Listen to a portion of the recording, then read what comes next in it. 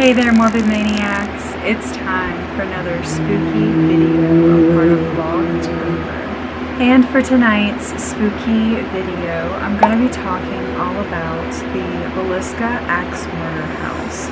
Now, before I get into this video, I just wanted to say that if you're new here, hello, my name is Melanie, and over here we post paranormal content all throughout the year. It's Halloween 24/7 over here. Throughout the month of October, we do post nothing but 31 spooky videos all month long, simply for your entertainment. So if you are interested in that, please feel free to stick around, subscribe, and become a part of this little Morbid Maniac family. It all began one summer night of June 10th, 1912 in Villisca, Iowa.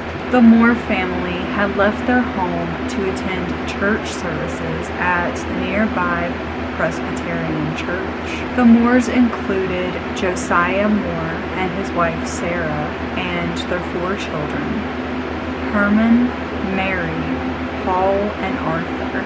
They felt as though it was safe to leave their door unlocked as they went to church, and so they did.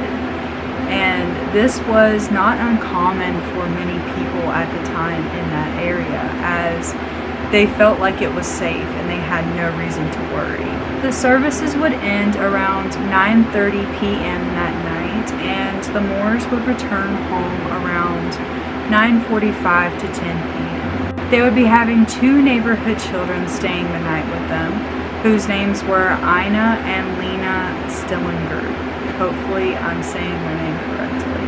While the family was away, a crazed lunatic would break into their home and hide away in the attic. He would leave behind his cigarette butts. Once the family had officially fallen asleep, which was believed to be around midnight, the killer slowly made his way out of the attic. All of the family in the home would be in only 3 bedrooms, and as big as this house looks in pictures, it actually doesn't seem to be on the inside, except for the neighborhood kids who would be sleeping downstairs, making it very hard to believe that only one of the people who were being attacked that night would awaken during this time. The man would make his way into the couple's bedroom. He would find one of Josiah's axes in the shed outside and would use it to brutally murder the couple. Josiah was the first and got the most brutal of the beatings, then Sarah, then the children. The last 2 to be murdered were the neighborhood kids downstairs. Lena was believed to be the only one who was awakened during the attack. She had defensive wounds on her arms and was lying on the bed. What made this killer even more sick and twisted was, for whatever reason, after murdering the children downstairs, he would make his way back up the stairs, where he would continue hacking at the family until they were no longer recognizable. And then he would cover their faces with a sheet. Neighbors next door would report to hear strange sounds during the night, but nothing that seemed too alarming. The axe would be left in the guest room next to a 4-pound piece of slab bacon. The killer would strangely cover all of the mirrors in the home with blankets and clothes. He would then proceed to make himself a plate of food, which was in the kitchen left untouched, and leave behind a bowl of bloody water. The gruesome murders would not be discovered until the very next day, when neighbor Mary Peckham, around 7 or 8 a.m., noticed that something was off. She had not seen any of the family outside up and moving or doing any of their normal everyday chores. She would call up Josiah's brother, Russ Moore, who would let himself into the home with a copy of the house key. It was then he would be met with a gruesome sight. The family completely covered in blood and unalive in their own beds. After discovering them, he would call the police. There were plenty of suspects, but the main one was someone who attended the same church that night by the name of Reverend Kelly. Reverend Kelly was a traveling minister.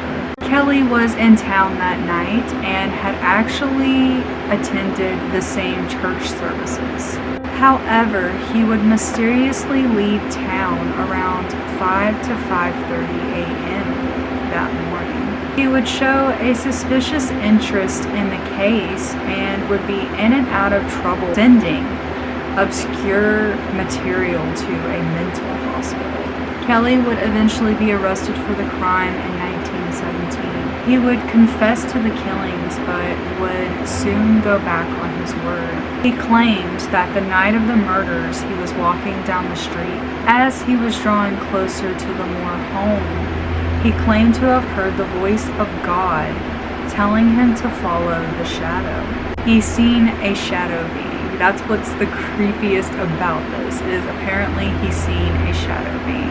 And this is what apparently God in his head was telling him to follow. The shadow which he spoke of led him straight inside the Moore home and into the shed where the axe was.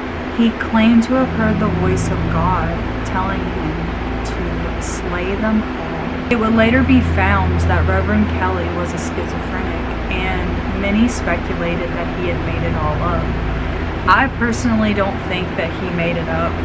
I believe that he actually could have killed them if he could go into that much detail about it, and I don't believe that it was the voice of God telling him to murder this family. He would later be tried and acquitted.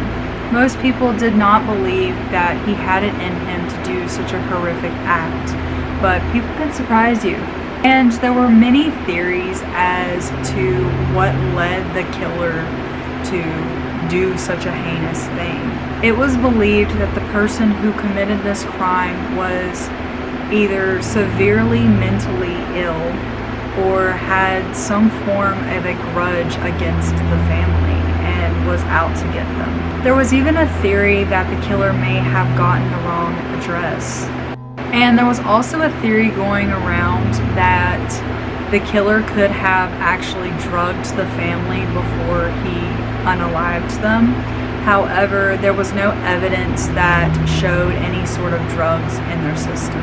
And it's so hard to believe that an entire family and home full of 8 people could have been so brutally murdered in such a horrific way without causing any sound or notion for anybody to come check on them until the following day. Many believed that the neighbors could have been threatened or worse, even paid off.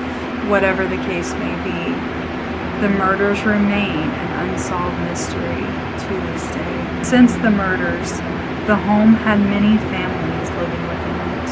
However, none of them would stay in it for too long. A lot of people believe there is a dark presence within the home, and this is what led Kelly, or the murderer, to do the killings. Reverend Kelly claimed to see a shadow being. Many believe the home to be haunted, as many paranormal events have taken place within it. Disembodied voices, footsteps, giggles, and screams have all been heard. Items will move around on their own. Apparitions and shadow figures have been spotted. Unexplainable movements and a strange fog which is said to move from room to room. Photos of orbs have been captured, and visitors have left with scratches on their backs. Many who visit the Villisca House to this day will acquire a strange behavior. This behavior is unlike them and is very out of character, leading many to believe the dark presence residing there has the ability to possess anyone who comes within it. The home has now been turned into a museum where you can take tours and even spend the night and do your own ghost hunt. It has been on multiple television shows such as Ghost Adventures and Scariest Places on Earth. There you guys go. There was the story of the Villisca Axe Murder House. I know you guys have probably heard of this before, but I personally never made a video on it. I'm gonna be honest, this one's very dark and very sad to me. I do believe strongly that a place with such a dark past and so much history, like there's no secret that it's a very haunted place where a lot of spirits tend to reside, especially spirits of people who didn't even know they were murdered or like how they ended up that way. Very sad story to me, and I feel really bad for them, and I hope that one day, which I know this was like years and years and years and years ago, but with the technology that they have now, I'd hope that one day they could finally receive the justice that they deserve for what happened to them. But let me know if you guys have ever heard of the Villisca Axe Murder House. Have you ever visited there for yourself? If so, did you experience anything spooky or paranormal? I would love to know in the comments. And I hope you guys enjoyed this video. If you did, please give me a big old thumbs up. Subscribe to my channel if you have not already. Become a morbid maniac. Also, be sure to hit that bell notification. That way you get notified every single time I upload a new video. And I love you guys so much, and I will see you in tomorrow's video.